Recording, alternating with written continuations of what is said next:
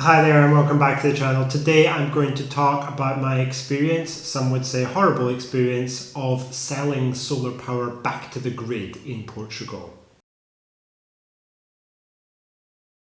As I have mentioned in my previous video, I have a relatively small solar system, 3.68 kilowatt hours of capacity, 8 panels, 4.8 kilowatt hour inverter, and it's on my garage roof. The system has been up and running for about 10 months now, and broadly speaking, I'm very satisfied with the performance of it. However, if a person wants to maximize the economic potential of a solar system, it's really necessary to think about selling power back to the grid as well as just using power by yourself. You can only go so far using the power you generate. It's very easy, for example, in the summer, like 2 o'clock in the afternoon or something, where you've got peak solar generation, for you to be generating 3 kilowatt hours and using only 0.2. Now, if a person has no battery in their solar setup, as I have no battery in mine, then that energy would just be wasted and it would go back to the grid and you would get absolutely nothing for it. Even if you did have a battery, you would have to have a really large battery to be able to store enough power to avoid any kind of wastage. Like, for example, between the hours of maybe 11 o'clock in the morning and let's say 4 o'clock in the afternoon, my small system is regularly generating about 3 kilowatt hours, 2.5 to 3 kilowatt hours in excess of usage. And that would be most days during June, July and August. So I would need to have like a 10 kilowatt battery or more to be able to store that power and avoid wastage. And that's not really economically very viable. So, because I didn't want to have a battery and spend an enormous amount of money on something which would only last 8 years and now require replacement, I decided to go the other route and sell energy back to the grid.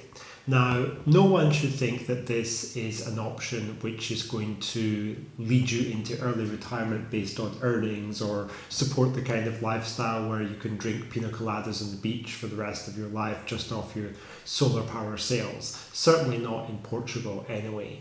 As I mentioned in my previous video, Portugal doesn't have an offset system whereby you can create a unit of electricity and send it back to the grid, and then you can draw a unit of electricity from the grid at another time and you won't be charged for it. If Portugal did have a situation like that, it would be absolutely fantastic, but we don't have that. All we have is the option to sell power by the unit back to an electricity buyer. Now, as you would expect, electricity buyers do not pay the same kind of rates that they charge you for selling electricity. In fact, it's half or less than half of the amount that you pay per unit of electricity on your bill before taxes. That's how much you're likely to receive for selling a unit of electricity.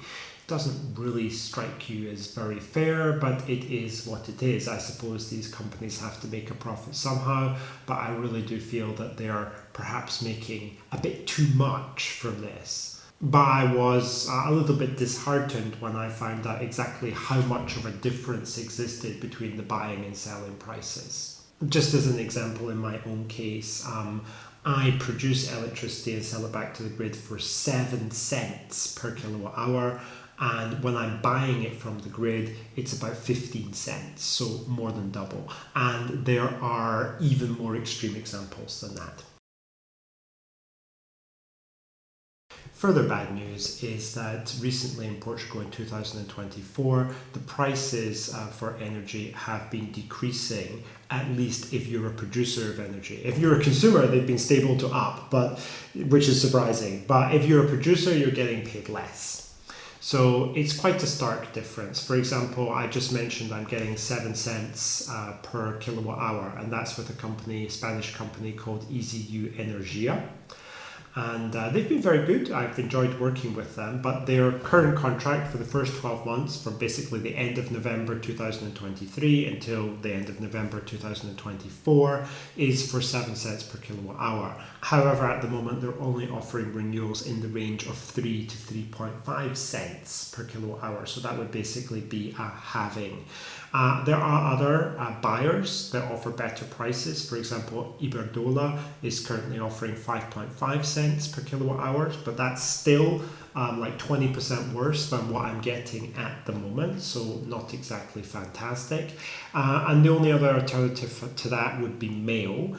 Mayo offers 4 cents per kilowatt hour for non-Mayo customers, 6 cents for customers which use one Mayo service, either it's like telephone, internet and energy, and 8 cents per kilowatt hour for people who use both Mayo internet and telephone services and their Mayo energy customers. Now, of course, I could go for that, but I don't want to get in bed with Mayo again. It's a company which, in my opinion, has very poor customer service, and I don't think that the price they charge for buying energy from the grid is competitive at all. Therefore, I don't want to sell energy to them, and I don't want to use these other services that they have, because I think that would bring me more financial disadvantage. So for me, Mayo would be out, but if you're already contracted with Mayo, that's probably the best option in the market at the moment, as long as you're happy to stick with Mayo, at least one Mayo service. So how much have I actually earned after 9.5, 10 months of having my solar system operational? It's the beginning of September 2024 right now as I'm making this video. Well, I have received a payment of 39 euros. I have received a payment of 75 euros, and I'm just about to receive another payment of 76 euros. And that takes us up to the end of August in terms of production. So we still have September production, October production, and basically 25 days of November production to be calculated as well. I don't know how much that's going to be. From the looks of things, September seems to be a pretty decent month so far, but I don't know what October and November will hold. As I mentioned in my previous video, my overall estimate for solar sales and income from it would be 240 euros per year, or approximately 20 euros per month, although every month is different, obviously. And so far, 75 plus 76, it's 151, plus 39, that's 190. So basically I'm expecting another 50 euros in the remaining 2 2/3 months that I have. I think it's ballpark accurate.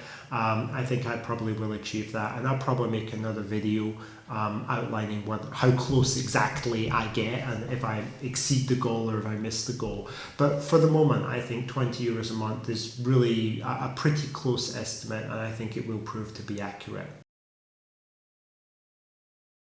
One piece of good news connected with generating and selling solar power from a home system such as mine is that if you're earning less than 1,000 euros per year from it, which I think most people definitely will be, and I certainly am, you don't have to pay tax on it, although you do have to report it on your tax returns, which we'll come to later, and you don't have to pay EVA on it. You don't have to be registered for EVA and go through all of those processes. So a little bit of bureaucracy has been nixed there. So we know basically how much money the system is earning me, around 20 euros a month, 240 a year. Is it worth it to do? Well, I mean, if you just look at the income, you would think, yeah, it's not bad. You're getting 20 euros a month off your bill. But that's not all you have to consider.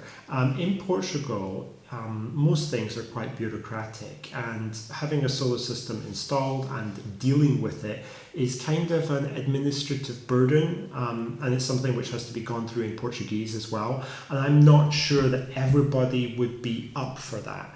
And I think with energy prices falling for what you can sell each unit of electricity for, I think there's even less incentive to get involved in having a new system. But anyway, I will explain the process that I had to go through and kind of how it works.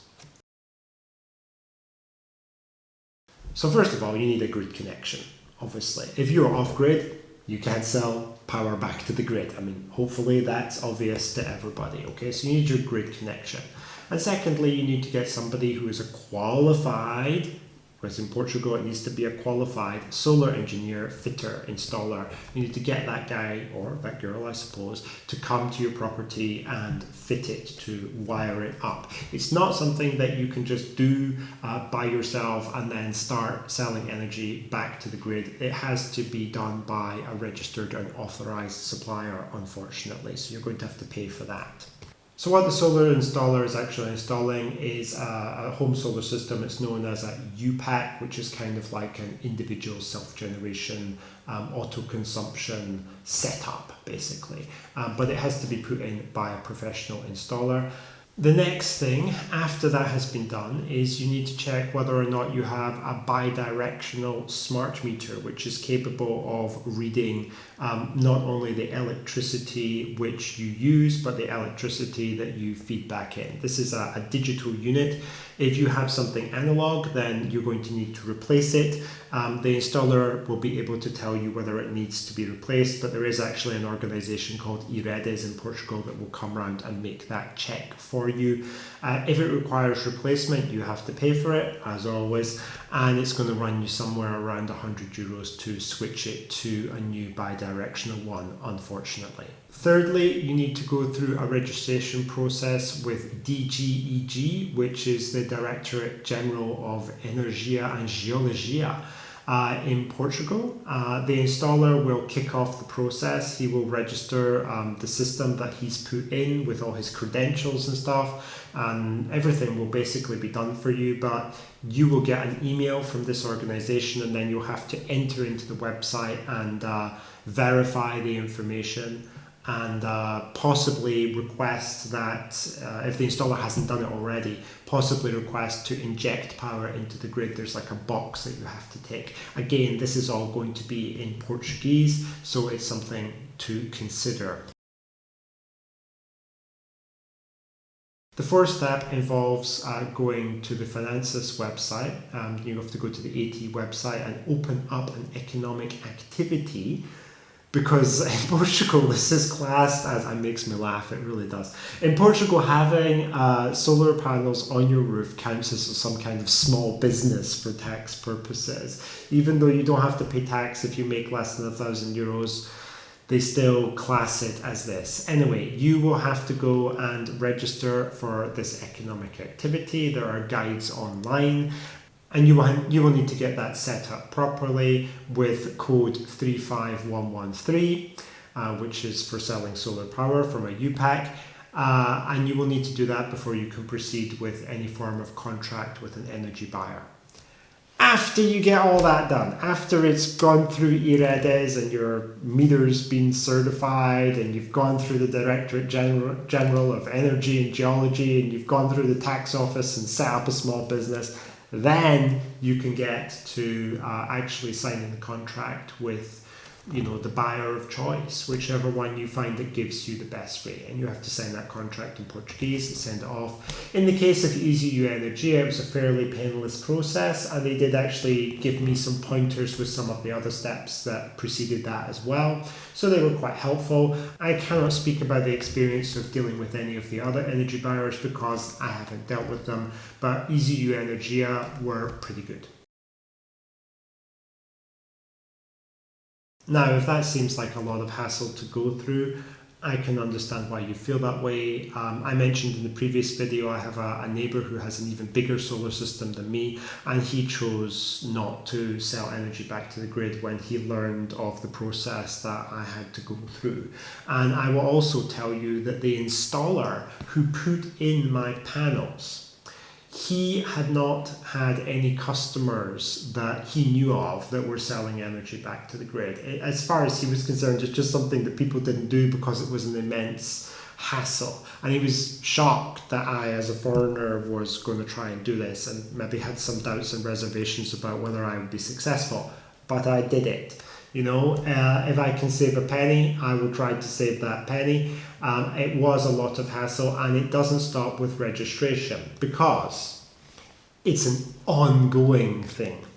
Every single month from your energy buyer, you're going to receive either an invoice, which is called SAFT, stating how much you have earned, in which case you have to take that to the tax department website. You have to go into the relevant part and you have to upload that file for the correct month, every single month.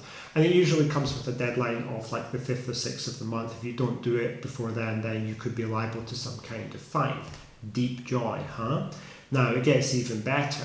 Even if you don't make any money, even if you don't get paid, they will send you something which says there was no invoice. And then you have to go to the tax office website and you actually have to go in there and say the invoice didn't exist for this month, every single month, again by like the 4th or the 5th of the month, otherwise you'll get a fine. So if you get an invoice, you have to upload it. And if you don't get an invoice, you still have to go there and you have to say you have no invoice. Every single month without fail, and within a very narrow time window, because you probably receive this information from the buyer on like the 1st or the 2nd of the month, and then you have to have it, on the tax office website a couple of days later. So, it's not something which is great. It's not something which fills me with happiness. Finally, in case that wasn't enough bureaucracy for anyone, when it comes time to file your tax returns, basically from April the 1st of every year, tax residents in Portugal can file their tax returns if necessary. If you have a solar system like this, a UPAC, and you're selling energy back to the grid, you do need to file tax returns, even if you have no other income at all. And it's not fun because you have to do Annex B, which deals with income derived from business activities, because, as I mentioned before, the solar panels are actually a business. And you will have to answer all kinds of questions in Portuguese, pages and pages and pages of tax-related questions about what your business is doing and what your sales were, and do you have a fixed place of business and that kind of thing. And I found it quite confusing last year when I filed, but I asked the tax office like 10 or 11 different questions. They answered them all, I filled it in, and it was fine.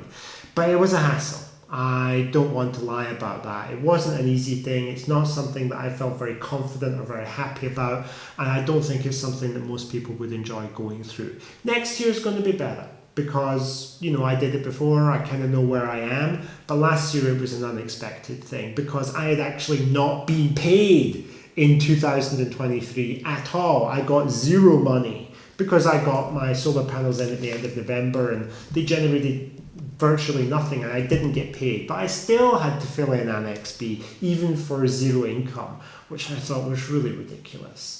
Portugal is a nation of immense and intense bureaucracy, bureaucratic procedures. They love their form filling. Believe it or not, the latest incarnation of selling solar power is supposed to be the simplified version. Before that, it was even worse. I don't even want to imagine it. But certainly, for normal people, perhaps people who don't speak Portuguese very well and aren't quite as miserly as me, and perhaps aren't quite as determined to persevere as me, I think this is really a bit of a nightmare. I myself almost gave up a couple of times because I thought it was just really, really frustrating, and I wished on numerous occasions, I wish I didn't do this, it's really not worth it. But, it is what it is. For me, 20 euros a month, 240 euros a year, and a lot of bureaucracy, a lot of paperwork, a lot of remembering to file things in the right place at the right time and not forget about it. Now, if you're prepared to walk down that path, if you think that you can handle that without any problem, or maybe you just have a much bigger solar system and you have more to gain than I do by selling solar power, it could potentially be worth it to you. I'm not trying to deter anyone. But I think for the majority of people, especially expats in Portugal, it's not something that you want to jump into unless you fully understand, what's going to be involved, because it is a hassle and it's not something that most people are going to enjoy.